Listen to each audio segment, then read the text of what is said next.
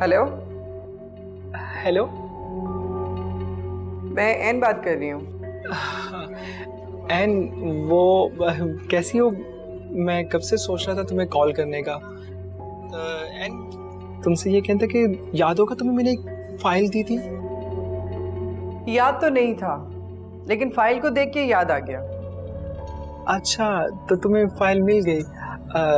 N, please उस पे sign कर दो। साइन तो मैंने कर दिया है और एक एक लफ्ज भी पढ़ लिया है।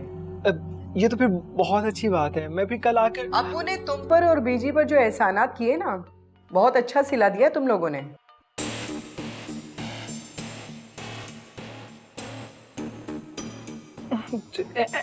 एन, देखो देखो, वो तुम्हें कोई गलतफहमी हो रही है। मैं कल आकर सब क्लियर करता हूँ ना एन। हाँ, कल तुम जरूर आना, सबके सामने सारी बात क्लियर हो जाएगी।